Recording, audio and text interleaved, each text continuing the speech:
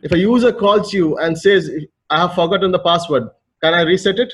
Yes, you can come to the Active Directory domain, open this tool and go to this particular user, right click and say reset password. You don't need to know the old, what was his whole password. Okay, exactly. And also another thing you have to see is right click, go to the properties, go to the account, right click the user properties and go to the account tab. You have this unlock account. Okay, why this account is in Active Directory domain environment, like if a user logs in, if somebody's trying to hack, they know the username, but they're trying using the password, or they're using the dictionary attack. You know the dictionary attack? They're guessing the passwords. Okay, your security policy for domain will lock with 5 incorrect logon. So the time the user account will be locked like this. Okay, so you can unlock it, or you can wait for 30 minutes to automatically get unlocked. This one place, and all other options are here, like whatever we saw. You know, but user must change password at next logon. User cannot change password. This is one of the important tab for the users accounts. Yeah. And also, can you see this account expires? Okay. Basically, you want to create a temporary account. You have a project, people who are coming from the other companies, and they're doing a project for 2 months. So you can create an account and you can set when it will expire. After the expiry date, they can't use the same account to log in. Okay, one condition. Second, can you see the logon hours and logon to? Even, for example, in the banks, for the employees, they won't let you log in anytime, only during the office working time. Can we do that for account? Yes, I can set that these users can only log in from Sunday till Thursday from 8 to 3 p.m. Okay, can I log in? Set that? Yes, log on hours. When you click the log on hours, can you see this history here? It says log on permitted. Blue means log on permitted. Currently, anytime, no restriction, right? White is log on denied. So I click the white and I select only when I want, Sunday from 8 only to this period. I select that, then I say log on permitted. First say log on denied, then select what you want, what is the period you want, then say log on denied. Can I set this please? Log on hours. Click the log on hours to set it to only from Sunday till Thursday, 8 to 4 p.m. or whatever. Okay, the log on to remember, as I said, when we were discussing why are we creating the Active Directory domain services. In Active Directory domain services, all the user accounts are centrally managed, right? That means this particular user can go to any machine and log in with the same username and password, no problem, any machine. In case you say, okay, no, this guy is making too much haraka, downloading virus and things, let him only use this particular machine. So if you want to restrict a particular user to use only that machine, you can restrict him. How? Using logon to. Currently, all computers, you can go, like for example, if I have an account called Salil in the Active Directory domain, I can go to any machine in my network and log in with the Salil account. Okay. If I restrict, I'll say no, only server MBRB. SVR MBR, just give the name and just click add. That's it. You will not be able to log in from any machine except that particular machine from. Understand? Try to just see, you don't have to add it. Just try to access the logon to and see it.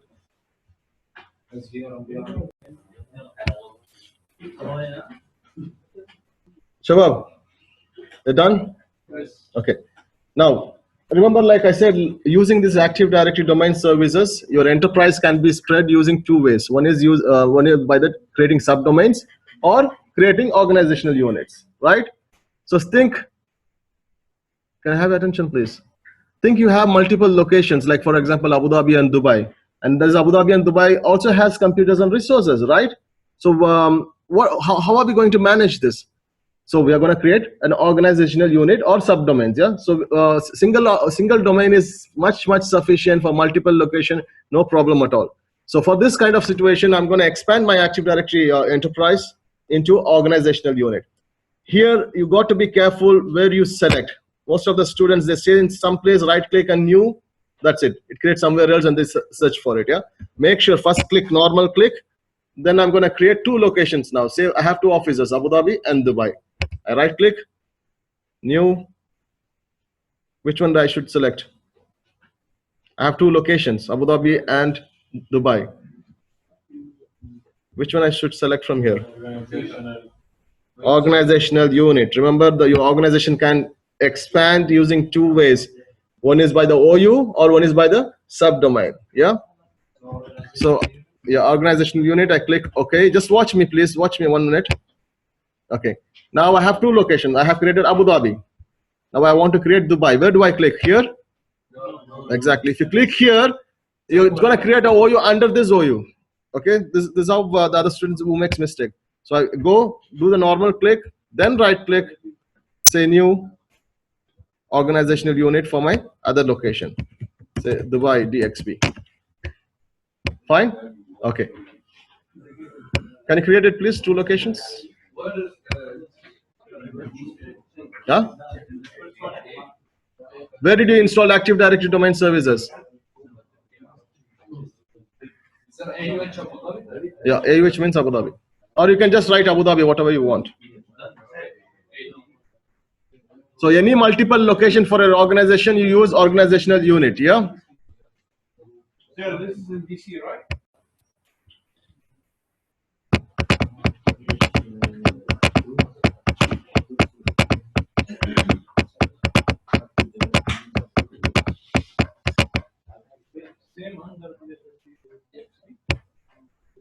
No need, just stay with AUH, create it accordingly. Yeah. Okay, fine.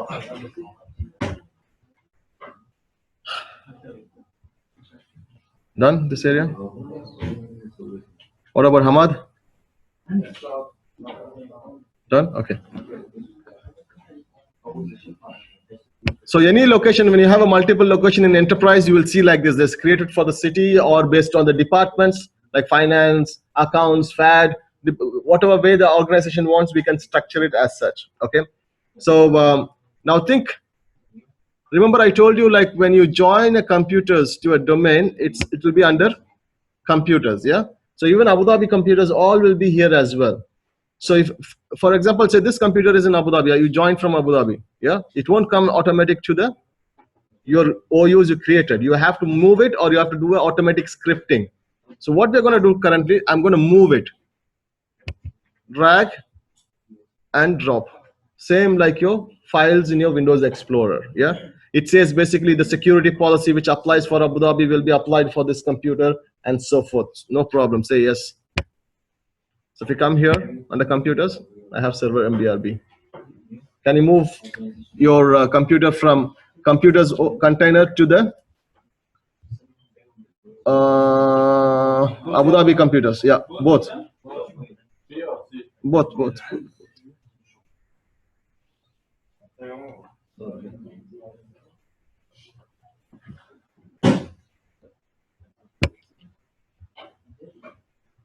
And sir, under the DXP, nothing, sir? First focus on one, the same thing you can replicate later. Yeah.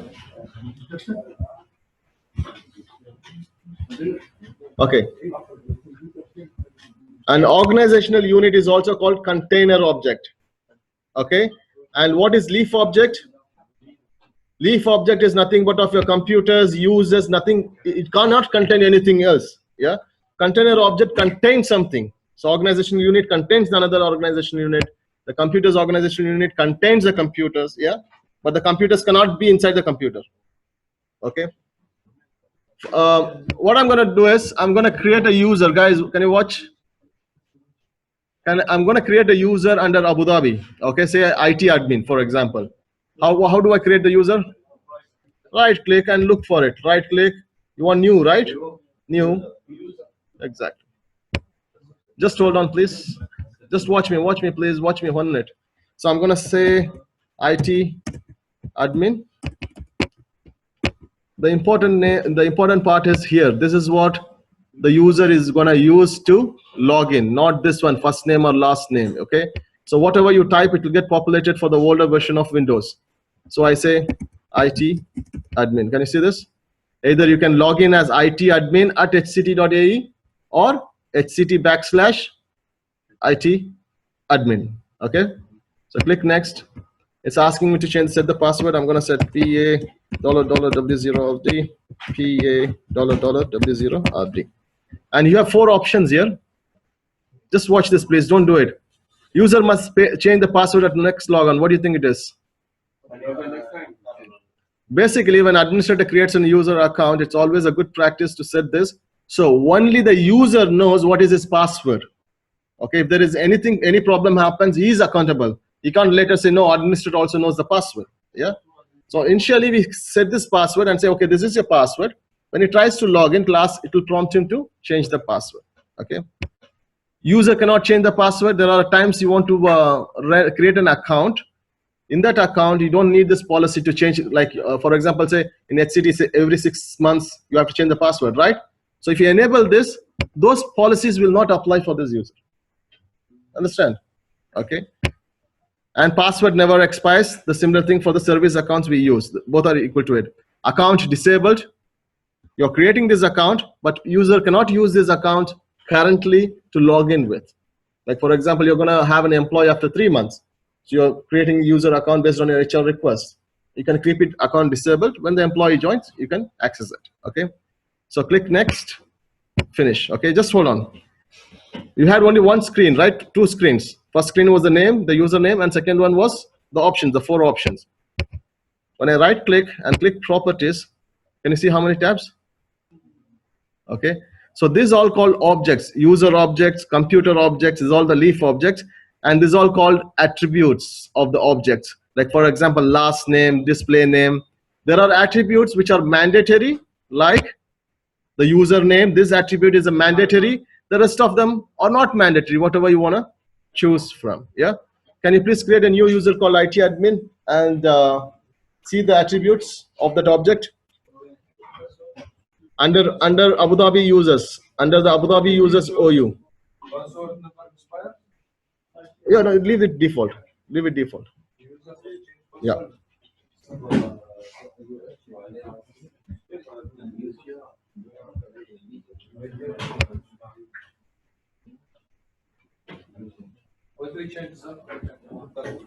You created? Just IT admin and leave it. The important thing is the user logon name is important. That's the name he's going to use to log in with. Don't use with space.